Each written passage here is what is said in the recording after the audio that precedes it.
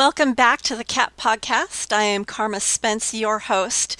And before the break, I was telling you a little bit of a story of how I learned about 7 warning signs of an abusive client. And now I'd like to really dive deep into them. Again, you can learn more about these 7 warning signs by going to carmaspence.com/bad clients. There you can just sign up and receive a free downloadable report where I go into depth about these 7 warning signs. But here they are. In summary, warning signs of a bad client, a client who may abuse you and cause you to lose money, not to mention self-confidence and a sense of self-worth, are these. 1, being too pushy.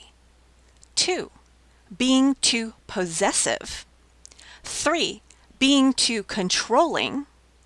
4, having unrealistic expectations. 5, blaming others for all their problems. 6, being hypersensitive and moody. And 7, being verbally abusive. Now let's go into what each of these behaviors may look like. 1 is being too pushy. This is your business. You have a right to conduct business in your business the way you want to conduct it. If a client is being really pushy and saying, no, you need to be serving me in this way, you need to be serving me at these times, and they're not respecting you, your space, your time, your business, or your expertise, this is a warning sign that this person could be an abusive client and you may not want to take them on. Now, let's say you've already taken them on. Now, I have had clients like this. I've had clients who are like very demanding and they insist that you serve them in the way they want to be served. And sometimes they'll even ask you to do things that aren't even in your expertise.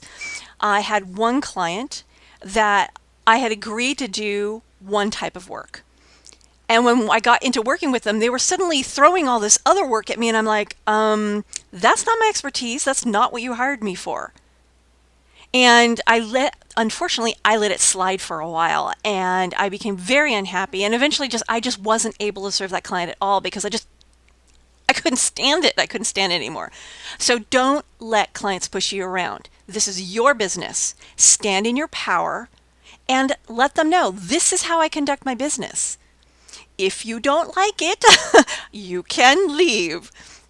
Also, just be clear on what your boundaries are. I mean, you can have give and take with your clients. You can. It's okay.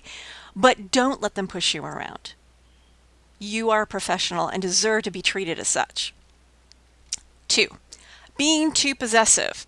Now, this one isn't as common, but it can happen. I've had clients who loved working with me so much they decided they were going to try and hire me without the benefits of being an employee.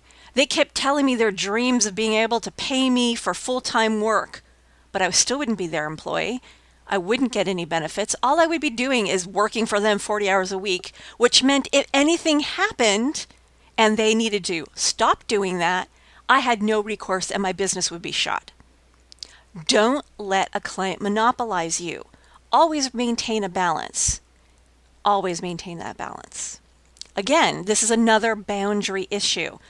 Assert your boundary with a client when they start walking in this direction and let them know that they are not your only client. You want to maintain a balance of clients and know, unless you decide you want to give up your business and be their employee, you do not want to work for them full time.